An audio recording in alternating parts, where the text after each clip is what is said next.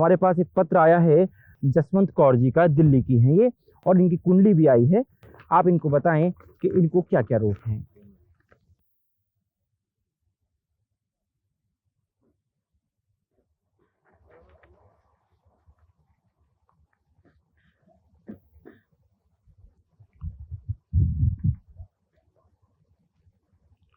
जसवंत कौर की फोटो देखने से ये बिल्कुल स्वस्थ लग रहे हैं।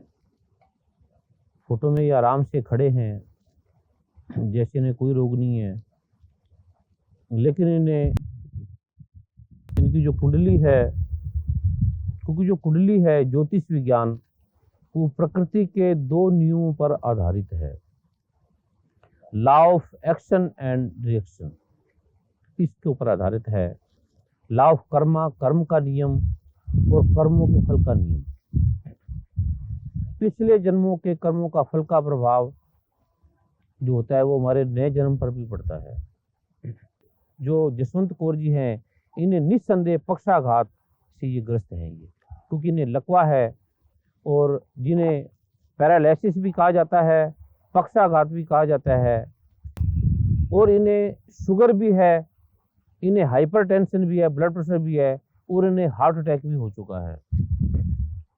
एलोपैथिक में इतने टेस्ट करने के बाद, हजारों लाखों टेस्ट करने के बाद भी डॉक्टर उसकी जांच कर पाते हैं, और कई बार इतना करने के बाद भी पूर्ण रूप से जांच नहीं कर पाते हैं। लेकिन ज्योतिष और आयुर्वेद के ज्ञाता केवल मात्र ज्योतिष के आधार पर, आयुर्वेद के आधार पे उसके आने वाले रोगों का, होने वाले रोगों का, और तो वर्तमान के रोगों का पूर्ण ज्ञान उसको दे सकते हैं। ये आयुर्वेद के ऋषि मुनियों की देन है, जिसका इस पृथ्वी पर हमें उन्हें कुछ भी उसके बदले में नहीं दे सकते। इतना योगदान हमारे ऋषि मुनियों का हमारे पर है। तो जसवंत कौर की जो स्थिति है वो काफ़ी पीड़ादायक है, और इनका एलोपैथिक चिकित्सा में कोई भी इलाज नहीं है। ये इलाज करके थक चुके हैं। मैंने जो औषधि बताऊंगा, प्रभु की कृपा से इन्हें आश्चर्यजनक लाभ होगा। थोड़ी सी दवाई से इन्हें इतना लाभ होगा, ये जानकर हैरान होंगे।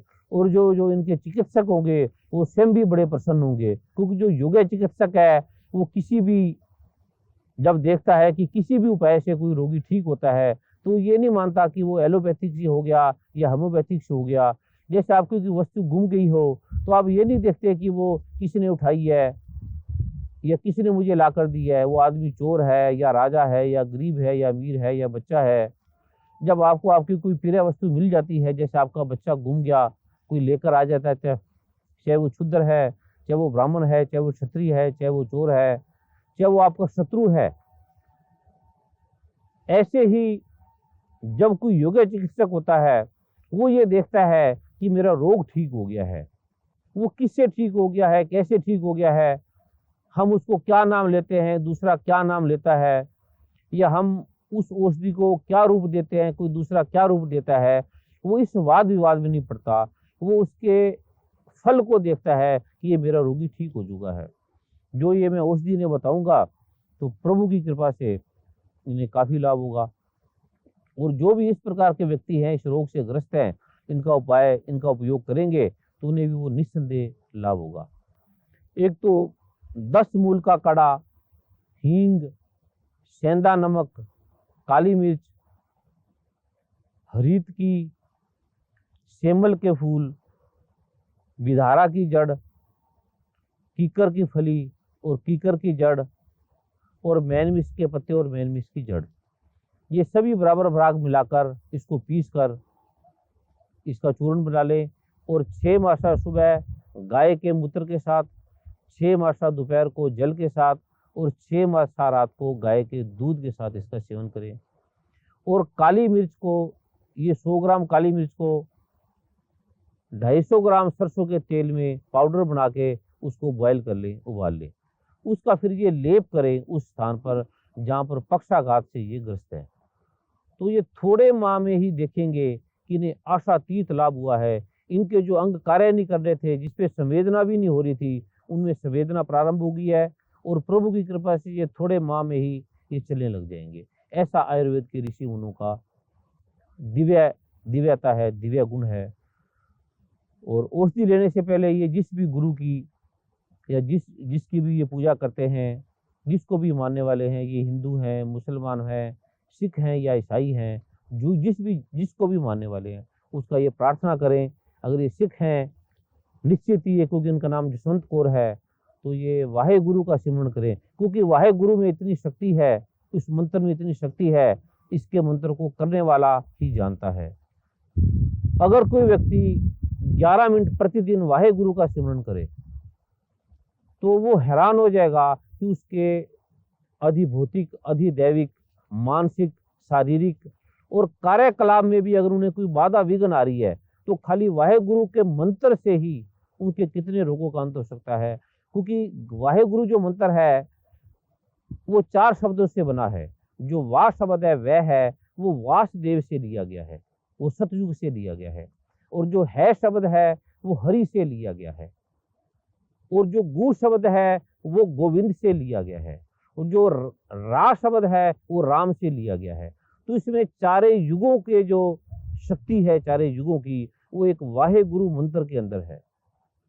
बोलने वाले मुसलमान इसको शायद बुरा मानते होंगे या हिंदू उसको नहीं लेते होंगे क्योंकि वो समझते होंगे सिखों का है, या ईसाई इसको नहीं मानते होंगे, चाहे वो किसी धर्म को मानते हैं। जैसे सूर्य है ये कि हिंदू, मुस्लिम, सिख, ईसाइयों का नहीं है। जैसे जल है ये किसी का भी नहीं है, इसको हिंदू पिएगा उतना लाभ होगा।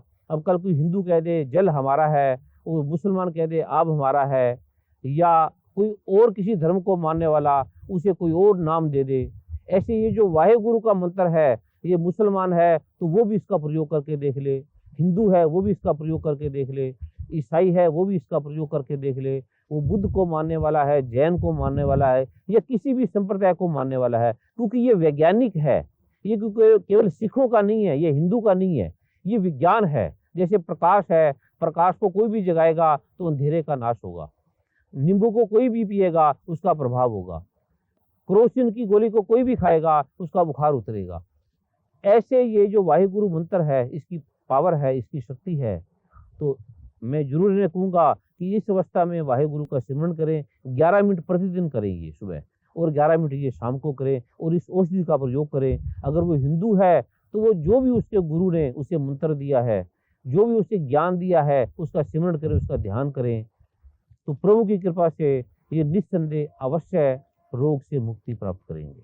लेकिन एक प्रश्न मैं आपसे करना चाहूंगा, जैसे आप अभी उल्लेख कर रहे थे, जो ईश्वर की हम आराधना करते हैं, जैसा आपने कहा कि वाहिगुरु का मंत्र है, उसमें जो प्रभाव है उससे मन का रोग तो शांत होता है, ये बात तो, इसमें तो कोई संदेह नहीं है। मन की बेचैनी शांत होती है, मन जो है वो शांत चित्त होता है। लेकिन तन के रोगों पर भी क्या प्रभाव पड़ता है, उस पर भी असर होता है? काफी अच्छा प्रश्न क्या है। जैसे आपको कोई आदमी गाली निकाले या कोई अपशब्द बोले, वो बोल तो शब्द रहा है ना। जैसे आपको कोई बोले कि आपका दिमाग ठीक नहीं है, जैसे आपको बोले कि आपका हाथ ठीक नहीं है, तो आपको इतना बुरा नहीं लगेगा। अगर आपको कोई बोले कि आपका दिमाग ठीक नहीं है तो हमें सबको और आपको बहुत बुरा लगेगा, खाली उसने शब्द बोला है हालांकि। तो ऐसे जो हमारे शरीर पर जो प्रभाव है, जो विकार है, जो आवेग हैं, वो मन के द्वारा पैदा होते हैं। आदमी चोर भी बनता है तो मन के द्वारा, संत भी बनता है तो मन के द्वारा, ऋषि बनता है तो मन के द्वारा, विद्यार्थी बनता है, वो कुछ भी बनता है इस जगत में, चित्रकार बनता है, संगीतज्ञ बनता है, कलाकार बनता है, तो वो मन के द्वारा ही बनता है। तो जो भी हम तन में अगर हम शक्ति भी पैदा कर रहे हैं वो भी मन के द्वारा कर रहे हैं, क्योंकि हमारे मन में प्रेरणा आएगी, मन में संकल्प आएगा, वो संकल्प हमारे अचेतन मन में जाएगा, तभी हमारा ये जो शरीर है उसको वो कार्य करेगा। और आप ये जानकर हैरान होंगे कि एलोपैथी की जितनी भी दवाइयाँ हैं वो मन पे प्रभाव करती है, तन पे प्रभाव इतना नहीं करती।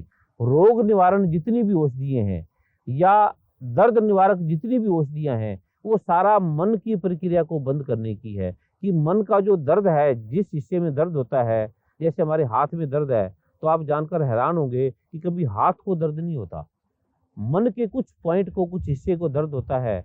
वो जो मैसेज लेने वाला है, जिस मन के जिस केंद्रों को पता लगता है, औषधियाँ सिर्फ उस केंद्रों तक वो मैसेज नहीं लेके जाती, इसलिए हमें हाथ के दर्द का पता नहीं लगता।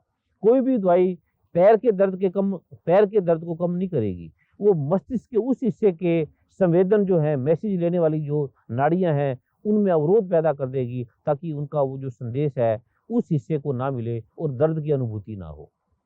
तो हम जो भी कार्य कर रहे हैं वो मन से कर रहे हैं, और मंत्र में ऐसी शक्ति है क्योंकि मंत्र भी मन से बना है।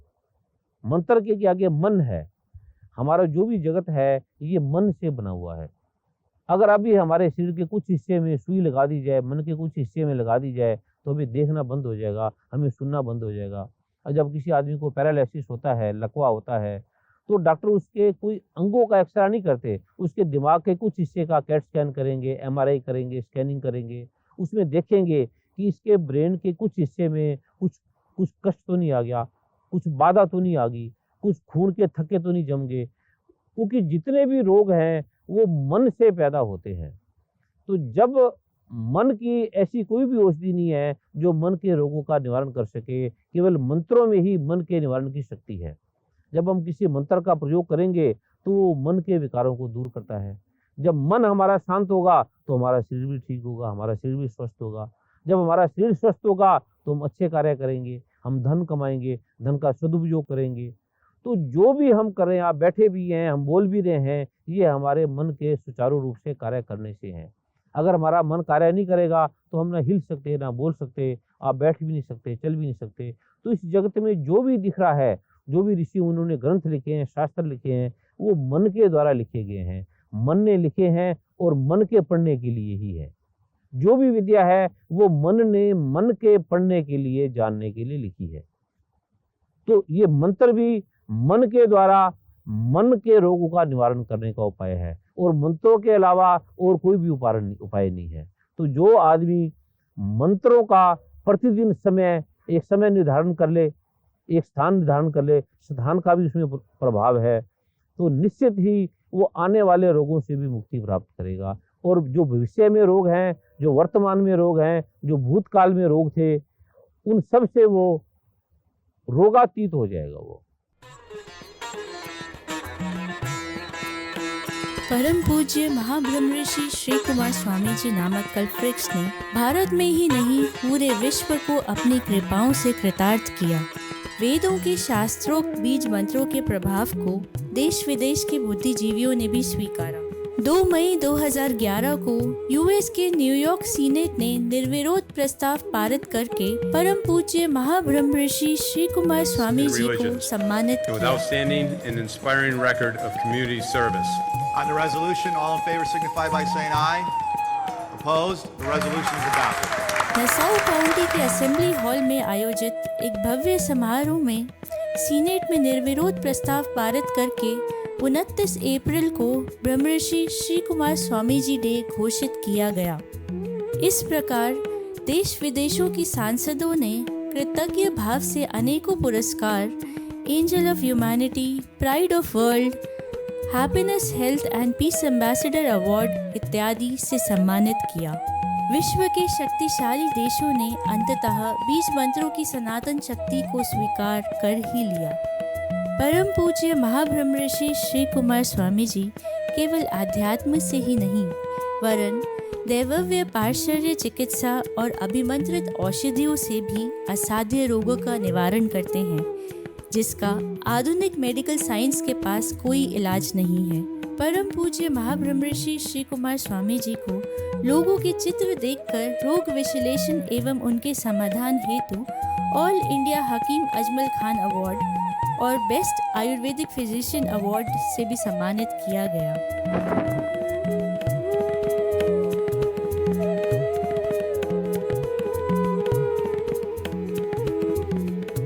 यह आश्चर्यजनक अद्भुत सत्य है कि केवल चित्र देखकर रोगों और समस्याओं के विषय में न केवल बताना बल्कि सहज सरल साक्षात समाधान करना। वर्ष 2002 में आस्था चैनल में प्रसारित कार्यक्रम आयुर्विज्ञान के रहस्य में महाब्रह्म ऋषि श्री कुमार स्वामी जी ने 21 वर्ष पहले ऐसा प्रत्यक्ष करके पूरे विश्व को आश्चर्यचकित किया था। यह कार्यक्रम उस समय सबसे अधिक लोकप्रिय कार्यक्रमों में एक कार्यक्रम माना गया था। आपकी बारंबार की मांग पर इस कार्यक्रम के मुख्य अंश YouTube में प्रसारित किए जा रहे हैं।